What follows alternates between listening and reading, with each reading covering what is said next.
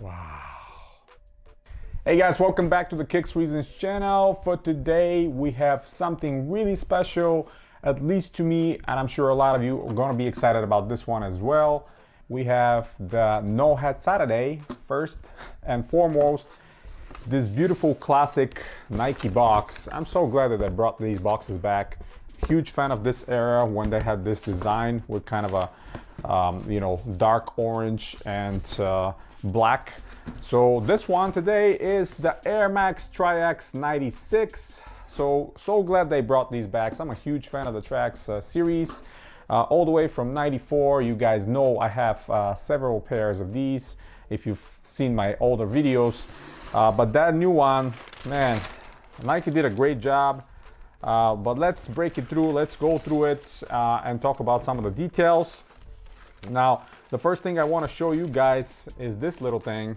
And if you followed some of my old videos or you're being fan of the Nike brand for a while, you know what this is. They're not quite like the original, but yet the inclusion of them, it's very good addition these days. This is the anatomical arch support from Nike. A lot of their runners, or almost all of their runners, used to feature those. You're supposed to stick them at the bottom of your insole if you want a little bit of better arch support. So great to see that included alongside with the new and old box and redesigned sticker now. But let's put this to the side and we're going to talk about the sneakers right here. Classic colorway. I absolutely love this white, blue and black colorway. This is kind of like the OG of the model that came out back in the day. I was huge fan of it when they came out. Obviously the biggest difference today with the original one is right here, the size of the air unit. A lot of us older OG sneaker enthusiasts don't really like that and don't understand how Nike can do something like the 270, which is right here. How can they do something like this? A giant air bubble on a new model like that, the 270, but at the same time, they cannot implement the OG style big bubbles on the classic models. I don't understand it. A lot of us older enthusiasts, like I mentioned, that are kind of making big complaints about it, but I guess Nike doesn't care. So it is what it is. Despite the size, they're still pretty comfortable, and you'll see on foot section, when you step on them, they depress pretty well. Back in the day, the configuration of the whole shoe was Phylon in the front, and where the air unit is in the back, this was polyurethane, so the air unit was encapsulated inside. I don't know if they had trouble finding a way to encapsulate the visible air unit in the Phylon midsole. That's why they did the two-part, but if you see some of the original pairs that are out there, most of the times the back side is crumbled and the front side is fine. Also, the tech back in the day was obviously Air Max unit on the back and encapsulated air on the forefoot. I'm not sure if they have that at all these days. One thing on the outsole, it says BRS 1000, which was carbon rubber compound, kind of an outsole rubber that Nike uses in a lot of their runners, especially back in the day. Also, not 100% sure if that's in existence today at all, or maybe they're just putting that just to please us, I guess. Kind of like the 5 and 25 PSI on some of the Air Max models, the Air Max 2 models. But and when we talk about the size of the air unit, I wanted to show you one of my original pairs that I still have from back in the day. This is the Air Max Triax Plus from 97, 98 era. You will see very similar box, at least the style of it, but the size, the actual size of the box is a lot slimmer. These new boxes, they're kind of big. I think probably to accommodate the size of the shoe, but look at the difference. Actually, this way will be better. You see how much more space is in that new box that it's in the backside versus the original one. But let me show you the shoes, which is the actual good thing over here, and the size of the air unit, so we can kind of see the difference. Now these are still pretty wearable. You know, you will see that the air unit is a bit fogged out, but they're still pretty wearable. You kind of can see inside. I'm not sure for how long they're going to be wearable, but hey, there still is time for me to put them on feet. And you will see what I'm talking about earlier about the Phylon midsole combination with polyurethane. You will see how the yellowing part of the rubber, this is the polyurethane midsole that the air unit is encapsulated in, and then right above it and in the front we have the Phylon midsole, which this will stay forever, will probably never deteriorate. That's the best part of it. So I'm not sure why they couldn't encapsulate the Air Max unit inside the Phylon, and they did kind of a two-piece deal here, but it is what it is. And look at the difference. This is, you know, we have about 0.5 centimeter, half a centimeter maybe bigger unit. Keep in mind, this unit is exactly what was inside here back in the day, so you can see the obvious difference in size. You know, having a different gas inside obviously was a lot softer, but these, I have two colorways. They're DS status still, Air Max Triax Plus, super comfortable, absolutely love them. The side is super mashed and breathable, super puffy tone as well. Yeah, these came 98, that's right, 98, so 22 years old. Yeah, let me see if I can pull the insole and kind of show you how it looks like. You remember this one is almost the same, at least shape-wise, and you will notice they are very similar shape, very kind of reminiscent one to another, but this one is a lot thicker than the new one. You can obviously see it, and if you have it in hand, you can tell right away. But here is the logos inside, a little bit different. Triax series again. So glad that they brought that style of insole. This is something I really missed. These, the 94s.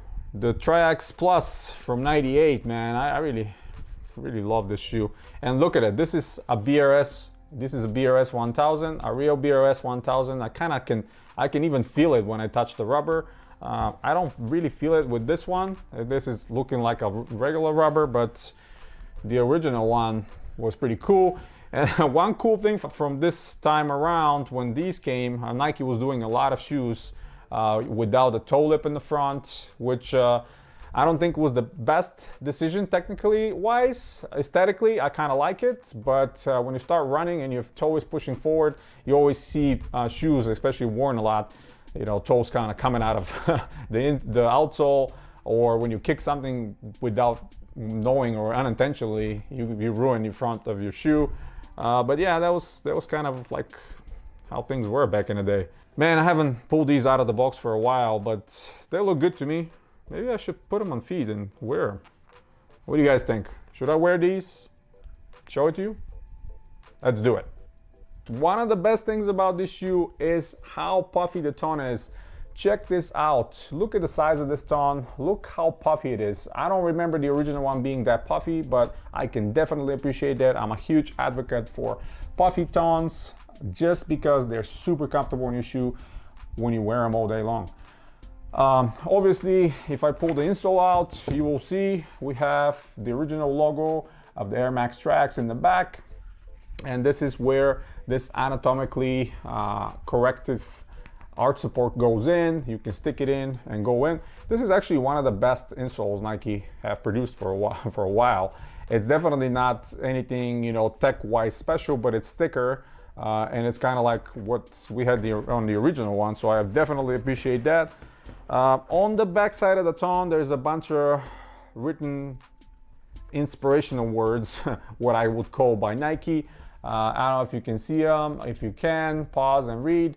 But we have the signature, kind of a reflective 3 spots right here, which was featured in later models, the 97, the 98, the 96 second edition, I guess we called. So yeah, that was a nice touch right here. And I always like how the first lace loop goes right on the toe box here. So these brought so much memories for me. Looking at these back in 96, I was in the army by that time actually, and I didn't have any money at all. I saw them in stores. I liked them a lot. The lacing system also reminded me of some of the Jordan models. Colorway was great, especially the USA track and field colorway is really nice, and I'm eyeballing that as well. As soon as it go on sale, I'm gonna grab it. Got these straight from Nike.com for $80 shipped, along with another model I'm gonna show you in a future video. And as soon as the USA model goes on sale, I'm gonna grab that as well because it's just too classic to miss. Another big plus for this model is the actual padding around the heel. Keep in mind, modern day sneakers, and especially retros, rarely come with a lot of padding.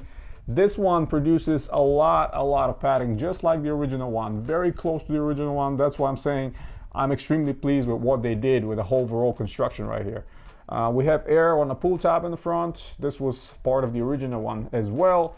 And these on feet look absolutely amazing. I love how they look. Top down, sideways, they're absolutely great. Love that little cutout right here, signature for a lot of Nike models at the time as well. And this different color swoosh they had on the heel. So nothing really bad I can say about this model outside of the size of the actual unit. Real quick, this is the 94 model. Obviously this is a pair that I'm wearing, and it's a retro from, what was it, 2013. They're very different compared to the original one. The original one was different materials and all that, but regardless, I just wanted to show how the very first Triax looked like. And again, we have the same problem here. The air unit is almost twice the size on the original one. It's just a lot bigger, and I remember putting them on feet back in the day. They were super comfortable, like one of the most comfortable Air Max models at the time. Not only they were lighter, but they were also very cushiony. So a lot of us were huge fans of that because of that reason. But yeah, I gotta say, these are definitely a must. I went through the size. A lot of people are saying they're a little bit snug, probably because of a lot of extra padding, but keep in mind, if you wear them on a regular basis, they're gonna loosen up a little bit, so they're probably gonna form around your foot better.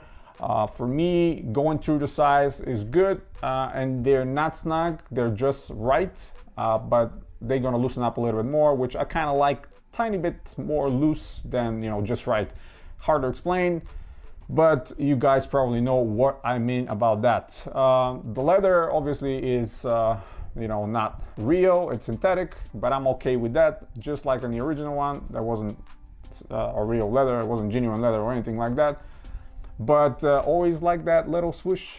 That minimalistic branding at the time worked out great for this model and a lot of other models from Nike. Really liked what they did with this design.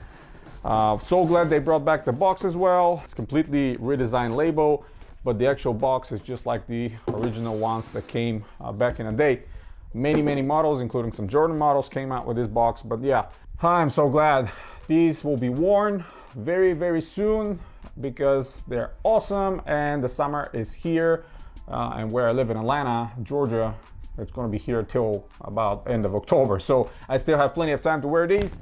But enough for me rambling, guys. That's about it. Thank you for staying with me.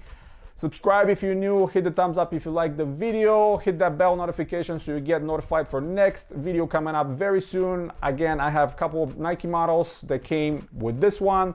I have a couple of vintage Reebok models. I have tons of videos coming your way absolutely and very soon. And as always, guys, you have a wonderful day.